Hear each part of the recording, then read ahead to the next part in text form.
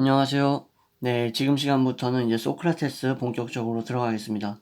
소크라테스라고 하면은 뭐 이름을 못 들어본 분은 없을 거라고 생각합니다. 예, 왜냐면은 너무나 유명하고 또 철학하면은 또 소크라테스가 가장 먼저 떠오르는 사람도 있을 거예요. 실제로 오늘날에도 이제 소크라테스를 존경하는 사람도 있을 텐데, 근데 이제 보다 명확히 말하자면 저번 시간에도 말씀드렸다시피 소크라테스 때부터 철학이 시작된 건 아닙니다. 그 이전부터 여기 나와 있다시피 세계의 궁극적인 본질과 정신을 다룬 지금까지의 이론들이 있었다라고 말을 하는데 그것들이 바로 자연 철학이라고 할 수가 있어요. 그러니까 세계의 본질, 무엇으로 구성되어 있는가 이런 것들을 많이 생각을 했었고 소크라테스부터 비로소 이제 본격적으로 윤리학적인 측면이 부각되기가 시작한 거죠. 예. 그래서 이제 이와 같은 억측에서 주목할 만한 점은 그 가운데 일부가 20세기의 과학이론과 매우 비슷하다는 것이다 라고 얘기를 하는데 일부가 이제 비슷한 거고 뭐 전체가 비슷한 건 아니고 아주 극소수지만 그 당시에 얘기되었던 어떤 뭐 원자의 개념이라든지 아니면은 뭐 사원소 뭐 이런 느낌들 이런 것들이 이제 뭐 아예 허무맹랑한 터무니없는 소리는 아니다라는 이러한 의미일 거라 생각합니다. 자, 이 고대인들은 입자 가속기를 사용하지 않고 오로지 치열한 사고를 통해서 그러한 단계까지 이르렀던 것이다 라고 얘기를 하고 있습니다. 네, 그래서 제가 봤을 때도 그 당시 밀레토스나 아니면은 뭐 이오니아 학파라고도 부르는데 그 당시에 이제 그 그리스 식민지 도시들에서 연구했던 그 수많은 철학자들의 업적을 뭐 무시할 그런 수준이 아니라는 거죠. 자, 근데 이제 우리가 이번에 살펴본 소크라테스 같은 경우에는 이제 기원전 5세기에 아테네에서 살았던 사람인데 이 당시 이제 아테네가 막강한 이제 지중해 제국을 거느리던 작은 도시국가. 그러니까 한마디로 뭐 속된 말로 말해서 허접은 아니었단 거죠. 예, 그래서 많은 아테네인들이 노예를 부렸고 그래서 시간이 많았다. 이게 상당히 중요한 부분이에요.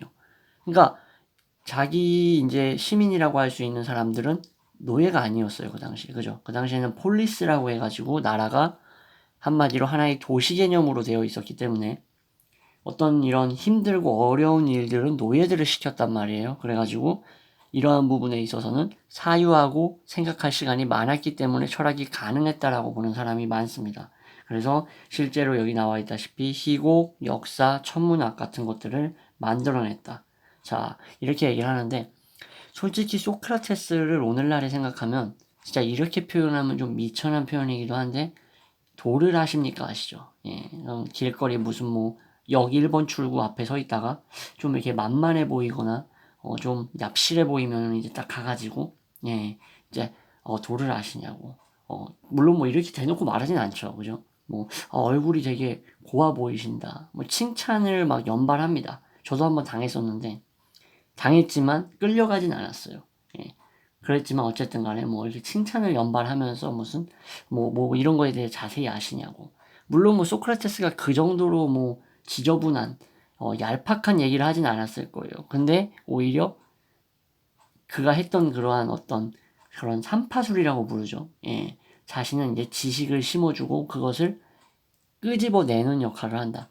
삼파가 이제 아이를 여성의 자궁에서 이제 나오도록 돕듯이 뭐 그런 개념에서 삼파술이라고 많이 얘기를 하는데 솔직히 얼마나 짜증나겠어요. 뭐 예를 이제 우스갯소리로 예를 들면 여러분이 이제 막 직장에 늦었단 말이야 아침에 미치겠어. 이번에 이제 중요한 이제 뭐 발표가 있단 말이에요 나한테. 근데 뭐 소크라테스 같은 애가 하나 와가지고 이제 잠깐만 기다려보라고. 우리는 왜 사는 걸까요? 이러면은 여러분 이제 지금 빨리 버스 타고 가야 되는데 버스 정류장에 버스 도착 1분 전인데 와가지고 여러분은 이 인생에 대해 어떤 느낌을 갖고 매일매일 하루를 시작하시나요? 이런 얘기 하면은 진짜 턱뼈가 날아가지 않는 게 진짜 이상하지 않을 정도로 정말 구타당할 수 있습니다. 진짜 그러면.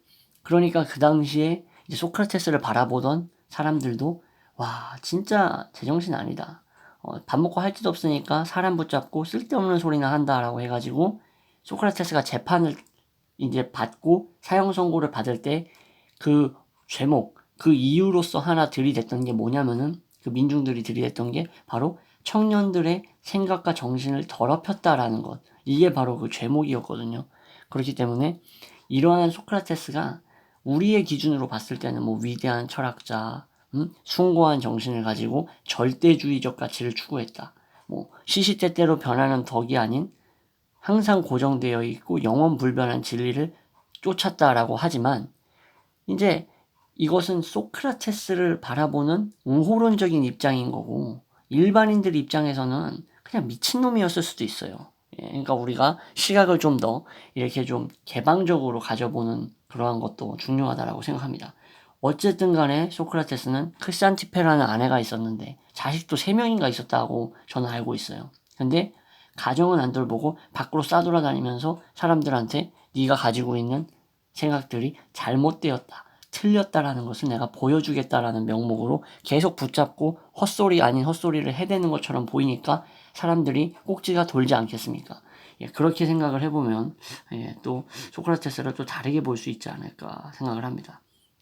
자, 그 다음에 이제 문화상대주의라고 나오는데 카메라 올려야겠네요, 여기서. 자, 문화상대주의. 역사가 헤로도토스, 역사라는 책을 썼죠. 진짜 말 그대로. 그리스를 떠나서 광범한 지역 여행하면서 다른 사회의 믿음이나 행동에 관한 놀라운 사실들을 발견했다라는 거예요. 프로타고라스, 이 소피스트의 대표적인 사람입니다. 이 프로타고라스는 소피스트 철학자였고 어떤 뭐랄까 이러한 여러 가지 속뜻을 깨달았다고 얘기를 하는데, 자, 몇 가지 의문을 품었다고 얘기하죠. 만약 다른 사람들이 믿는 게 당신이 믿는 것과 다르다면 당신은 자신의 믿음이 옳다는 것을 어떻게 아느냐. 그러니까 내가 저 아무개랑 생각이 달라.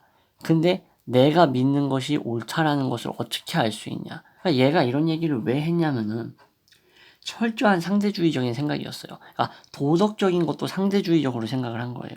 한마디로 보편타당한 어떤 진리라는 게 있는 게 아니라 우리 모두가 따라야 할 어떤 법칙 같은 게 있는 게 아니라 어떤 것은 누구에게는 선이고 누구에게는 악이 될 수 있다라는 이러한 생각인 거예요. 스피노자가 뭐 이러한 완전히 뭐 회의주의자, 극단적 상대주의자는 절대 아니었지만 이런 얘기를 합니다. 나중에 나오는데 이 거미한테는 이제 영양분으로서 날파리나 이런 짐승이 아니지 날짐승 같은 애들보다도 이 조그만하고 어떤 그 거미줄에 걸려들 수 있는 여러 이제 영양분으로서의 곤충들이 필요해요. 그죠? 뭐 잠자리라든지. 근데 스피노자는 이렇게 얘기를 하는 거예요. 거미가 이런 애들을 잡아서 섭취하고 살아가는 데 있어서는 어떤 필수적이긴 하지만 잠자리의 입장에서 거미를 보거나 파리의 입장에서 거미를 보면 어떠냐는 거죠. 그러면 그들에겐 거미가 악인 거예요. 그죠? 그들에겐 거미가 악이에요. 다른 뭐 악마적인 실체가 있는 게 아니에요. 그러나 우리 입장에서 봤을 때는 거미가 딱히 악은 아니에요. 예를 들어서 여러분들의 집이 정말로 뭐랄까 너무나 자연이나 산속에 근접해 있거나 아니면은 뭐 너무 낙후되어서 부끄러운 건 아니지만 어쨌든 거미가 있다고 칩시다. 근데 그 거미가 오히려 여러분들이 여름에 이게 막 모기 같은 것들이 들어와서 여러분들을 괴롭히는데 그런 모기장을 칠 필요 없이 그냥 그 거미줄로 다 모기들을 다 잡아준다고 생각해봐. 그냥 상상을 했을 때. 그러면 그 거미는 그 여러분들에게는 선이 되는 거예요. 얼마나 고마워. 홈매트 안 켜도 되잖아. 그러니까 이러한 식의 선과 악은 결국 상대적이다라는 생각을 하는 게 이제 상대주의인데, 도덕적 상대주의인데, 이게 극단적으로 치우치면은 내가 무슨 행동을 하든 나에겐 선이기 때문에 정당하다라는 식으로 갈 수가 있기 때문에 위험한 거죠. 그죠? 그래서 이런 걸 방지하기 위해서 도덕이라든가 보편타당한 법, 진리, 이러한 윤리적인 부분은 고정되어 있어야 된다라는 생각을 한 사람들이 많아요. 그러나 지금 말씀드리는 피타고라스라든가, 피타고라스란다. 죄송합니다. 프로타고라스나 뭐 이런 사람들 같은 경우에는 진리라는 것은 상대적이라고 생각을 했던 거예요. 자, 그래서 여기 나오네. 소피스트 프로타고라스. 이 사람 같은 경우는 이제 이러한 유명한 말을 했어요. 뭐 인간은 만물의 척도이다. 자, 이 말은 세상에는 객관적인 진리라는 것은 없다. 방금 말씀드렸다시피. 그리고 제한된 인간의 믿음만이 있다는 것이다. 그 때문에 그는 상대주의자, 심지어 포스트 모던한 현대 생각을 지닌 것처럼 보인다.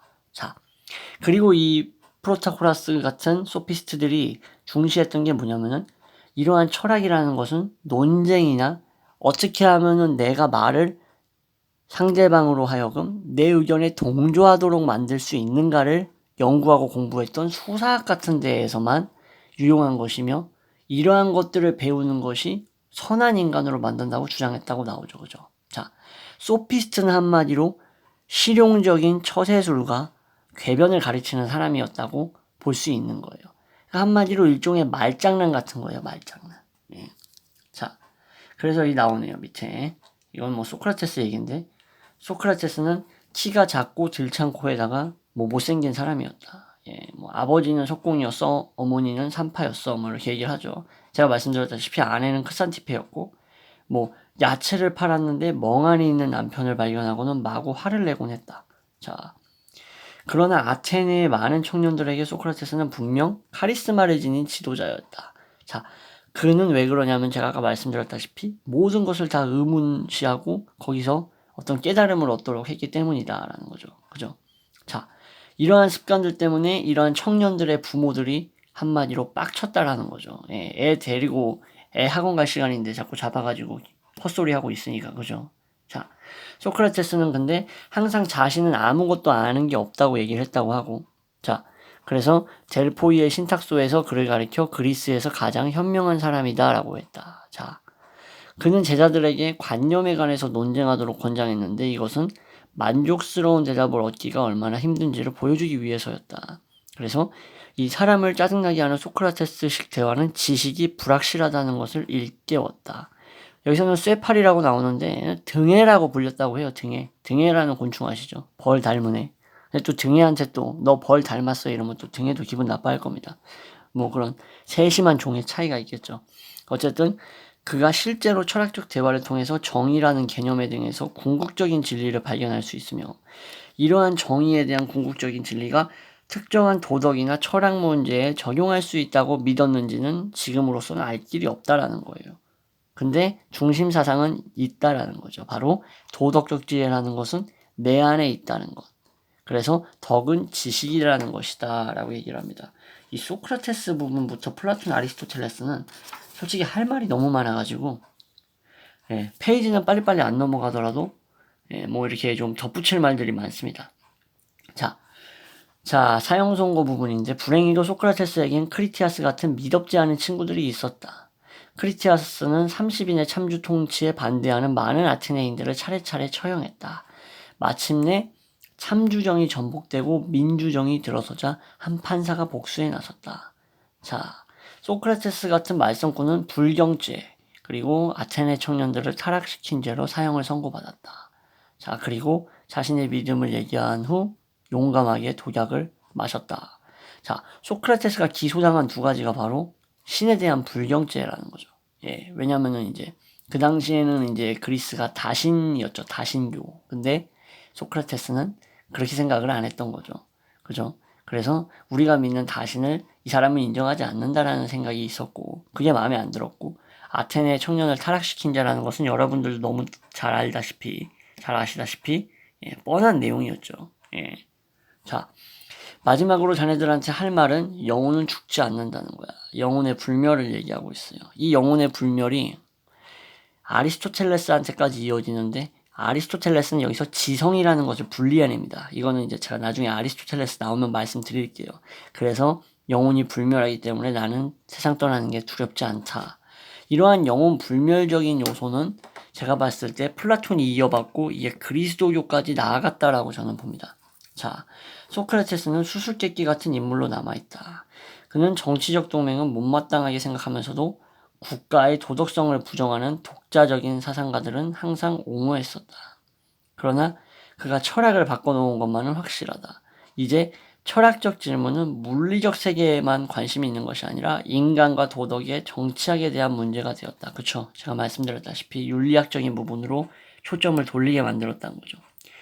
자, 플라톤 같은 경우는 자기의 스승인 소크라테스가 민주주의에 의해서 죽었다라고 생각을 했어요.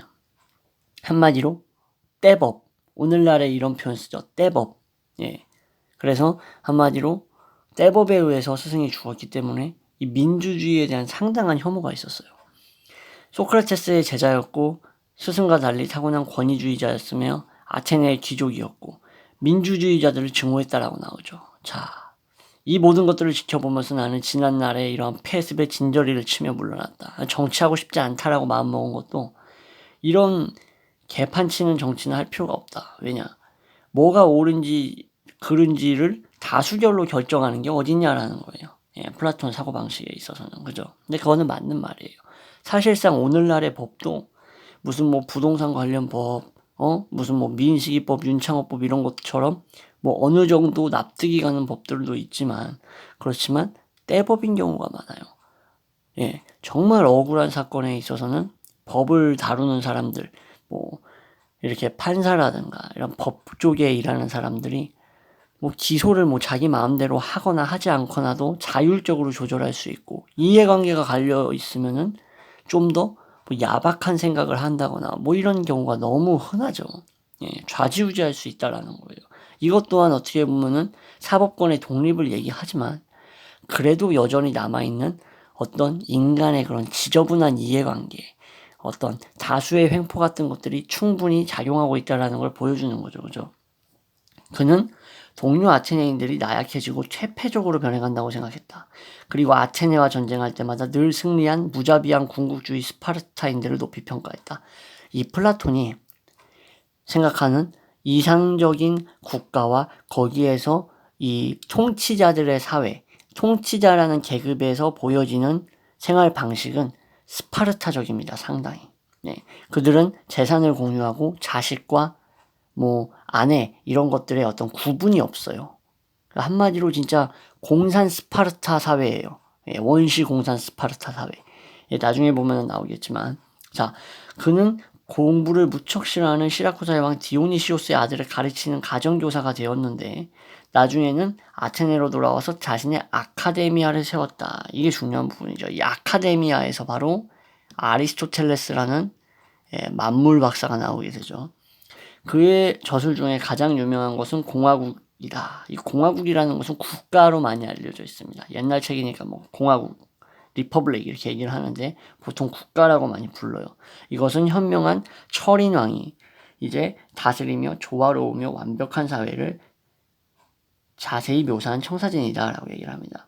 이 플라톤의 국가에서는 통치자 계급은 단 한 사람의 통치가 아닙니다. 사실상. 예. 그래서 어떻게 보면은 이것이 이제 귀족정의 모습으로 많이 나타나게 되는 거죠. 자, 다음에 플라톤은 소크라테스식 대화를 성스럽게 받아들여서 자신의 철학을 이러한 대화 형식으로 기록했다. 실제로 국가가 이렇게 대화 형식으로 많이 나와 있습니다.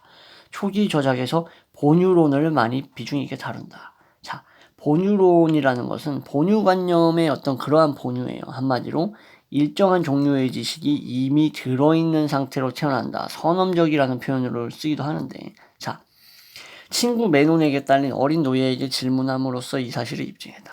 이것이 뭔지 아느냐? 이건 삼각형이다. 그럼요. 삼각형이잖아요. 안다고. 하다못해 노예들도 분명한 수학적 지식을 갖고 태어나는구나. 근데 이게 좀 웃긴 게, 얘가 문명하고 분리된 상태에서 삼각형을 알아냈으면은 삼각형이라는 게 본유관념이자 타고났다라는 것을 증명하는 확실한 증거인데, 뭐 노예라고 할지라도 삼각형을 접할 수 있는 그러한 문명사회에서 살아왔을 거 아니에요. 그죠? 그렇기 때문에 이러한 예시를 가지고 친구 이러한 노예를 데리고 와가지고 실험을 했다고 해서 이 개념이 이러한 관념이 인간에게 타고날 때부터 있다라고 얘기한다라는 것은 좀 억측이죠. 그죠? 이에 대해 그는 이렇게 설명한다. 우리는 모두 불멸의 영혼을 소유하고 있는데 영혼은 이전 존재를 지니고 있다. 그러니까 한마디로 이게 뭐냐면은 우리는 영혼의 이전에 이제 배웠다라는 거예요. 이런 게 뭔지. 그래서 모든 배움의 행위는 결국 상기라는 거죠. 상기설. 한마디로 예전에 배웠던 전생에 내 영혼에 각인되었던 지식이 이번 다음 생에 그리고 다다음 생에까지 쭉쭉 내려온다라는 건데 이게 근데 마트료시카 같은 느낌이에요. 이 러시아 인형인가 마트료시카가.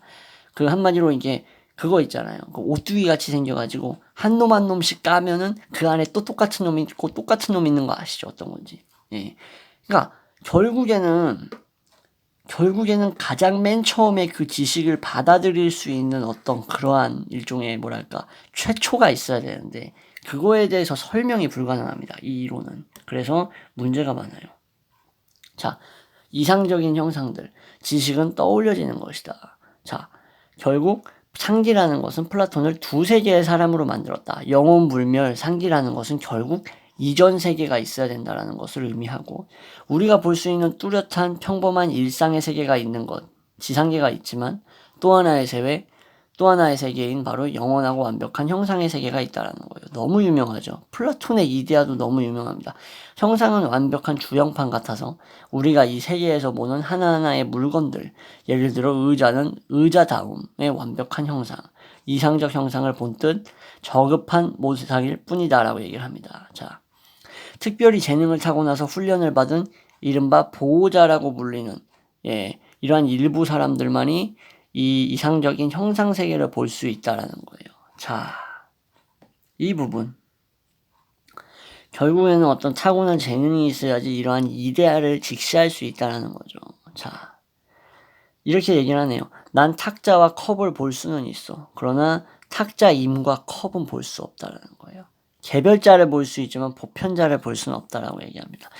자, 맞았어. 탁자와 컵을 보려면 눈이 필요하지. 그리고 너한텐 눈이 있어. 하지만 탁자임과 컵을 보려면 지성이 필요하다라는 거예요. 플라톤 얘기는. 자, 이렇게 해서 이 플라톤의 이데아론이 또 나오게 되는 거고. 자, 여기서 플라톤의 그 유명한 동굴의 비유가 나옵니다. 벌써 뭐 21분이 지나고 있는데, 뭐 계속 하겠습니다. 자, 플라톤은 우화를 빌려서 자신의 이론을 설명했다. 자, 보통 사람들은 어두운 동굴 속에 갇힌 죄수와 같아서 그들은 자신의 그림자를 보면서 그림자가 마치 현실인 것처럼 여길 수밖에 없다. 그러니까 이런 거죠. 옛날에 그 뭐 그림자 놀이 할 때 손가락으로 뭐 개 얼굴 만들고 기억나시죠? 뭐 이렇게 새가 날갯짓 하는 것처럼 뭐 독수리 모양 만들고 막 그랬잖아요. 그런 것을 생각해 보시면 이해가 쉽습니다. 그러니까 한마디로 동굴에 갇힌 죄수와 같은 이러한 사람들이라서 결국 그러한 그림자를 보고 독수리가 나타나지도 않았는데 독수리가 나타났다. 개 한 마리가 있구나라고 생각할 수밖에 없다라는 거예요. 그게 현실이라고. 우리는 이러한 죄수들과 같다라는 거예요. 결국 이러한 실제 세계가 아닌 실제 세계의 일종의 모상, 이데아의 모방품을 보면서 우리는 이것이 실제로 존재한다고, 그러니까 실제로 존재한다라고 하기보다 이것이 어떤 본질이라고 믿게끔 가르쳐졌다라는 거죠. 자, 그러나 반항적인 죄수 하나가 갑자기 환한 햇빛 속으로 도망치고 그리고 그는 진짜 곧 밖에는 더 훨씬 더 현실적인 세계가 있음을 알게 된다라고 표현합니다. 자, 마찬가지로 수학 등의 정신적 기술을 훈련받은 사람이라면 마침내 일상의 경험 너머에 더 좋고 더 실제적인 형상의 세계, 이데아의 세계가 있다는 것을 깨닫게 된다. 이러한 사람들은 결국 선 자체를 보고 또 알게 되며 절대적으로 옳은 통치자 계급이 된다라는 거예요. 이것은 바로 플라톤의 이상사회를 통치하는 사람이겠죠. 이 밑으로 이제 뭐 운동, 철의 부류로 키워진 사람들이 있는데 이러한 사람들은 이 체계를 의심하지 않는다. 이 국가에서는 자기가 할 일이 무엇인지 정확히 알고 싶으면 그저 보호자에게 묻기만 하면 된다. 물어보기만 하면 된다라고 얘기를 합니다. 사실상 거의 망상에 가깝죠. 플라톤의 이상사회라는 게. 그리고 후기 저자에서는 플라톤의 형상에 관해서 이 형상들이 세계의 일상적인 사물들, 즉 개별자들과 어떻게 관계하는지에 관해 의문점을 가진 것 같다. 플라톤의 체계는 하나의 닫힌 체계이다. 만약 그 지식에 관한 그의 견해를 받아들인다면 그는 독재적인 도덕관과 정치관을 우리는 받아들여야 할 것이다. 자, 플라톤은 모든 지식이 수학처럼 영원하며 현실과 분리될 수 있다고 생각하는 모양이다. 그러나 지식이 그럴 수는 없다. 그는 고대 그리스의 이상한 풍조, 만약 뭔가를 안다면 그것을 직접 경험해야 한다고 은근히 강요하는 풍조에 홀리게 된 듯 이렇게 말한다. 만약 내가 아름다움이 무엇인지 안다면 그것은 마치 형상으로서의 아름다움을 정면으로 만난 것이나 다름없다라고 얘기를 하네요. 근데 과연 이런 형상이 무엇인지, 그것이 어디에 존재하는지, 어떻게 생겼는지 이런 것들은 결코 분명하지 않다라는 거예요. 그래서 이런 플라톤이 말한 이데아라는 것의 부분에 대해서 뭐라고 얘기를 하냐면은 그냥 이데아는 단어뿐만이다. 그냥 어떠한 이러한 부류들을 이해하기 쉽게 분류해 놓은 하나의 개념에 불과하다라는 유명론과 실제로 이러한 이데아적인 게 존재하다라는 실제론의 싸움이 중세 때 치열했어요. 그때. 자, 철학의 전문가. 플라톤의 철학으로 인해서 후대 철학자들은 자신의 임무가 일상의 표면 밑에 있는 이제 특정한 종류의 신비한 이상적인 지식을 발견하는 것이다. 이 말은 무슨 말이냐면은 현실 세계에 대한 가치를 평가절하하게 되는 일종의 계기가 되는 거죠. 왜냐면은 어차피 올바르고 완성되어 있는 것이 아니라 그냥 모조품에 불과하다라는 것이기 때문이죠. 그죠? 자, 특정 종류의 신비한 또는 이상적인 지식을 발견하는 것이라고 믿게 되었는데 정치 철학은 우월하고 권위적인 독재적 엘리트가 통치하는 유토피아를 창조하라고 마치 꼬드기는 것 같이 위험한 것이었다. 실제로 그렇죠. 왜냐면은 이러한 통치자 계급이라는 것은 특별한 훈련을 받고 특수하게 분리돼서 이러한 다른 밑의 계급들을 통치할 수 있게 교육되어지고 만들어지는 애들이라고 플라톤은 생각을 했던 거예요.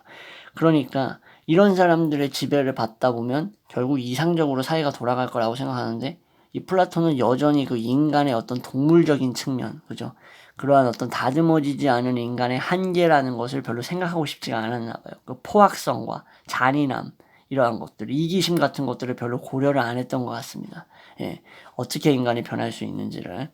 자, 그래서 우리는 이런 식의 실험이 어떤 종말을 맞는지 잘 알고 있다. 예, 여기서도 이렇게 경고를 하는 거죠. 만약 철학자들이 왕이 되지 않는다면 국가든 인류든 잠시도 악에서 헤어나지 못할 거야. 이 부분은 저는 이렇게 생각을 합니다. 어떻게 생각하냐면은 철학자들이 왕이 되면은 무조건 해결되는 것은 당연히 아니에요. 그러나 저는 이렇게 생각해요. 한 나라의 어떤 직접 민주주의든 뭐 직접 민주주의 하는 나라가 어디 있겠습니까? 오늘날에. 그렇죠. 거의 없겠죠. 뭐 아프리카 부족 뭐 이런 데만 할 수 있겠지만. 근데 간접 민주제를 채택하는 수많은 나라에서 어떤 지도자라든가 어떤 대통령이라든가 총리가 될 사람이 철학적 지식을 갖추고 있어야 한다라는 생각은 해요. 예, 이걸 다시 말씀드릴게요. 무조건 철학적 지식을 갖추고 있어야 한다. 대통령은 이게 아닙니다. 이왕이면 이렇게 뭐 지도자나 총리나 대통령이 될 사람이라면 철학에 대한 베이스가 깔려 있는 것과 깔려 있지 않은 것은 상당한 차이를 불러올 거라고는 생각을 해요. 그래서 플라톤이 지금 말하는 철학자들이 반드시 왕이 되어야 된다는 생각은 말도 안 되는 소리지만 왕이 될 사람이라면, 대표가 될 사람이라면 올바른 철학과 사상을 갖고 있어야는 한다. 갖고 있는 것이 필요하다라고 생각한다고 여러분들께 말씀드리면 맞을 것 같습니다. 자, 이제는 아리스토텔레스는 진짜 할 말이 많습니다. 그래서 한번 뒤로 한번 넘겨볼게요. 어디서 끝나나 아리스토텔레스? 아, 여기 스토아 나오고. 아, 요 정도에서 끝나네. 아리스토텔레스는 아쉽지만 다음 시간에 들어가도록 하겠습니다. 근데 제가 아리스토텔레스에서 뭘 말할 거냐면 제가 분명하게 말씀드리는데 단일지성론이라는 것을 반드시 알아야 돼요. 이것은 아리스토텔레스가 얘기했던 진료와 형상 간의 관계에서 진료, 형상 속에 영혼 이외에 지성이라는 것을 하나 더 뒀어요. 그러니까 우리의 물질과 영혼 말고 지성이 또 있는 거예요. 아리스토텔레스에게는. 이게 상당히 중요하기 때문에 이걸 말씀드리고, 그리고 아리스토텔레스가 얘기했던 이 국가, 이 국가에 대해서도 또다시 얘기를 드리고, 그리고 아리스토텔레스가 얘기했던 영혼, 식물혼, 동물혼, 이성혼이라는 게 있다라는 것도 말씀드려야 되고, 진짜 할 말 많습니다. 이 아리스토텔레스에 대해서는. 그리고 아리스토텔레스가 또 얘기했던 것 중에 이 우주론도 있어요. 우주론이라고 실제로 이렇게 이름을 붙여진 어떤 책이라든가 그런 건 없었어요. 그러나 이런 이 우주에 관한 것도 이것이 이제 중세에 있어서 아리스토텔레스를 수용하는 데 있어서 많이 버려져요. 스콜라 철학자들에 있어서. 왜냐하면 이제 간단하게 말씀드리면 이 스콜라 철학자들이나 중세 사람들은 신이 시간과 공간을 창조한 거예요. 그러니까 시간성 안에 신이 있는 게 아니에요. 신이 시간 앞에 있고 시간 뒤에 있는 게 아니라 시간이라는 어떤 농구공을 바람을 불어넣어가지고 팽팽하게 만든 거예요. 이해가 되시나요, 이 부분이? 그러니까 시간 속에 존재하지 않는다고, 신이. 이러한 부분이 있는데 아리스토텔레스는 우주와 하늘과 이러한 어떤 천체적인 자연은 원래부터 있었던 거예요. 근데 신학자들에게 있어서는 원래부터 자연은 없었어요. 그렇기 때문에 이 부분도 중요한 부분이고, 진짜 아리스토텔레스 할 말 너무 많습니다. 너무 많아, 할 말이. 윤리학에 대해서도 할 말이 많아요. 중용을 보통 많이 얘기했다라고 하는데, 중용에 있어서도 또 아리스토텔레스는 모자람과 넘쳐남의 그 가운데라고 설명을 하지만, 그 중용이 윤리학적인 부분뿐만 아니라 국가론에까지 적용되는 것을 우리는 볼 수가 있어요. 예. 예, 이렇게 해서 진짜 아리스토텔레스는 진짜 말할 말이 너무나 많기 때문에, 예, 이번 시간은 여기서 마무리를 하도록 하겠습니다. 사실상 후대에 영향을 많이 미친 사람도 저는 아리스토텔레스가 더 영향을 많이 미쳤다라고 생각을 해요. 이거는 뭐 또 플라톤주의자들이나 아니면 플라톤을 좋아하시는 분들은 말 같지 않은 소리 하지 마라 라고 생각할 거예요. 예. 그렇지만 저는 아리스토텔레스가 여전히 중요하다라고 생각을 하고 있습니다. 예. 하나만 더 말씀드리면, 뭐 간단하게 말씀드리면, 어떤 실천과 행위를 통해서 그것을 습관화하는 것이 덕을 함양하고 덕스럽게 되는 인간, 그러니까 덕을 갖춘 인간이 되는데 중요하다라고 봤어요. 예. 그러니까 관념적으로만 파악할 것이 아니라 그것을 습관화해야 된다라는 게 이 아리스토텔레스의 니코마코스 윤리학의 그 핵심적인 부분이에요. 습관을 자리 잡게 해야 된다라는 거예요. 근데 이게 오늘날에도 너무나 중요한 말이고 맞는 말이거든요. 아무튼 간에 이런 식으로 뭐 계속 얘기하면은 뭐하러 다음 시간에 얘기해, 지금 아리스토텔레스 또 얘기하지라고 생각하실 거기 때문에 여기서 끊도록 하겠습니다. 지금까지 또 이렇게 같이 영상 보시면서, 예, 시청해 주셔서 또 감사하고요. 예, 다음 시간에는 아리스토텔레스 본격적으로 들어가도록 하겠습니다. 예, 감사합니다.